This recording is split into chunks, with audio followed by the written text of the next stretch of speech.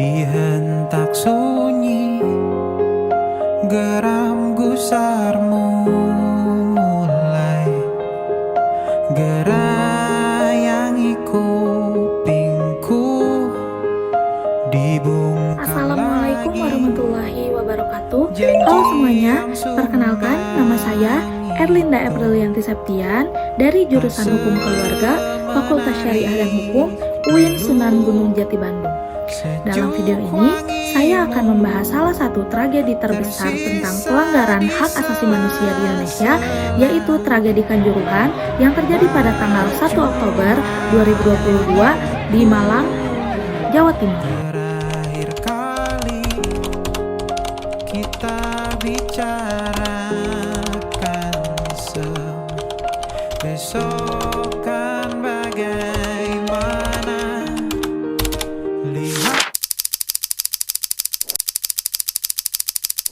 Pintu 13 stadion menjadi saksi bisu tragedi Stadion Kanjuruhan Malang, Jawa Timur dalam kerusuhan di Stadion Kanjuruhan, Kabupaten Malang. Laga Arema FC versus Persebaya yang gelar di Stadion Kanjuruhan Bayangin, malam itu kamu datang ke stadion cuman buat nonton tim bola kesayangan kamu dengan sorak suara, chant supporter, bendera biru putih berkibar, semuanya penuh kebahagiaan dan kegembiraan. Tapi siapa sangka malam yang tadinya penuh keceriaan dan kebahagiaan berubah menjadi malam yang penuh tangis dan duka. 1 Oktober 2022, Stadion Kanjuruhan Malang, tempat di mana sepak bola yang asalnya jadi hiburan dan berubah menjadi suatu tragedi yang besar. Lebih dari 130 nyawa melayang dan ratusan lainnya luka-luka. Dan yang tersisa hanya tangisan dan kenangan yang penuh duka. Ini bukan cuma soal sepak bola, tapi ini soal hak asasi manusia. Di dalam prinsip HAM universal, tragedi Kanjuruhan merupakan peristiwa di mana ratusan orang meninggal dunia dan juga ribuan orang lainnya luka-luka akibat penembakan gas air mata oleh aparat keamanan setelah pertandingan sepak bola itu selesai. Kejadian ini jelas melanggar tentang prinsip-prinsip dasar hak asasi manusia universal yang tercantum di dalam Universal Declaration Human Rights, seperti di dalam pasal 3 yang dimana setiap orang itu berhak atas kehidupan, kebebasan, dan juga keselamatan pribadi. Selain itu, ada di pasal 5 yang dimana tidak boleh seorang pun disiksa atau diperlakukan secara kejam dan tidak manusiawi. Kemudian di pasal 9 yang dimana tidak boleh seorang pun itu ditangkap, kemudian ditahan, dan tidak boleh diasingkan secara sewenang-wenang. Di dalam tragedi ini, penggunaan kekuatan secara berlebihan oleh aparat menyebabkan hilangnya nyawa warga sipil yang seharusnya itu dilindungi. Negara semestinya bertanggung jawab penuh atas tragedi ini untuk menegakkan keadilan melalui penyelidikan transparan dan juga akuntabel agar pelaku dapat diadili seadil-adilnya. Kemudian, di dalam pandangan Islam, tindakan yang menyebabkan kematian tanpa alasan yang benar maka termasuk dosa besar, dan Allah berfirman di dalam Quran Surat Al-Ma'idah ayat 32 yang artinya, barang siapa yang membunuh satu jiwa tanpa alasan yang benar, maka seakan-akan dia telah membunuh seluruh manusia. Artinya, hak hidup itu adalah hak yang suci dan tidak boleh dilanggar.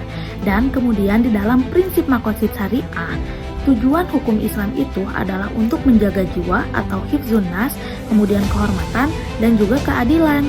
Maka dari itu, tragedi ini sangat bertentangan dengan nilai-nilai Islam yang menjunjung tinggi tentang kemanusiaan dan keadilan sosial. Selanjutnya, kita masuk ke bagian hukum positif di Indonesia.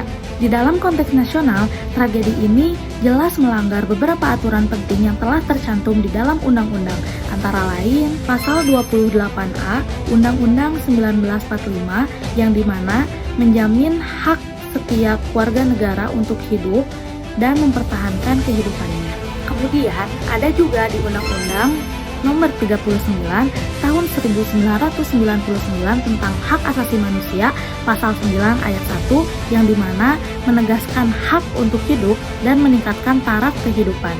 Kemudian yang terakhir ada di KUHP Pasal 351 yang dimana mengatur tentang penganiayaan yang menyebabkan kematian. Selain itu, Indonesia juga telah meratifikasi Kovenan Internasional tentang Hak Sipil dan juga Politik yang menekankan larangan aparat untuk menggunakan kekuatan secara berlebihan.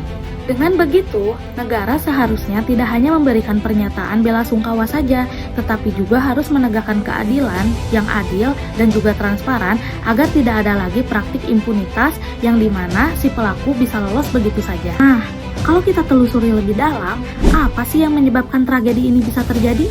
Jawabannya, ada beberapa faktor yang saling berkaitan.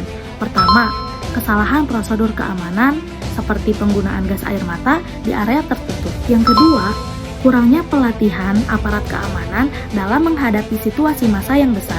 Dan yang ketiga, pengelola stadion dan juga panitia pertandingan yang tidak siap untuk menghadapi kondisi darurat. Gabungan dari tiga faktor itu menciptakan rantai tragedi yang sulit untuk dihentikan. Dan dampaknya itu luar biasa besar. Bukan hanya nyawa yang hilang, tetapi juga trauma yang mendalam bagi keluarga, kemudian rusaknya kepercayaan masyarakat kepada aparat, dan juga rusaknya reputasi Indonesia di mata bola dunia internasional. Nah, sampai hari ini, keadilan belum benar-benar ditegakkan atas tragedi ini.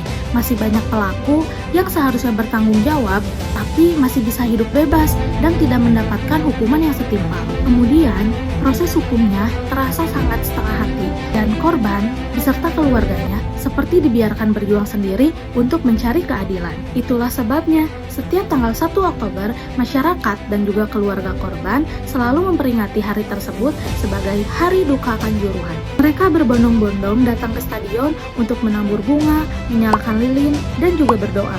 Bukan hanya untuk mengenang, tapi juga sebagai bentuk perlawanan terhadap lupa agar tragedi ini tidak hilang ditelan waktu.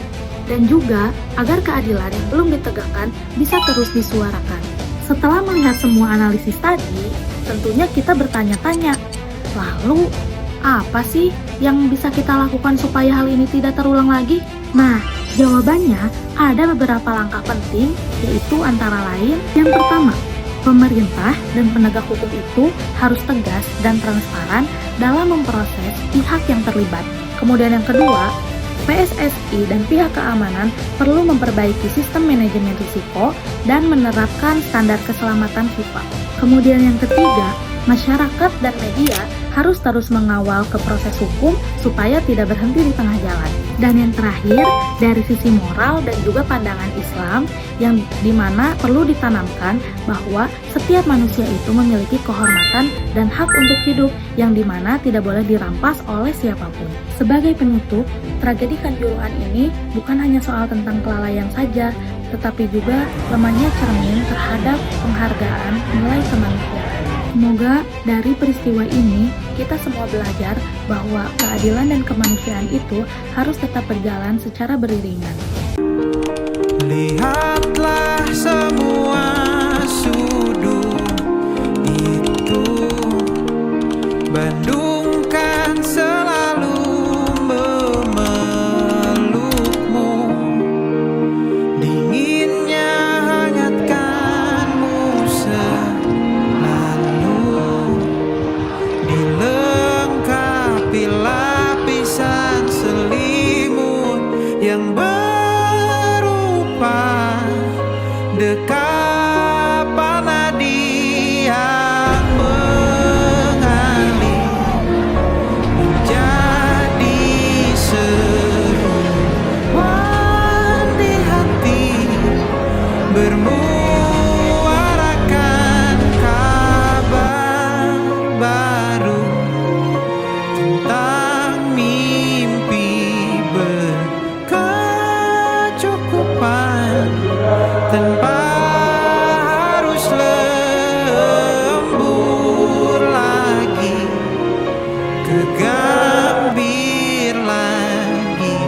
Senin pagi dilanjut taksi, tenangkanlah, ini abadi.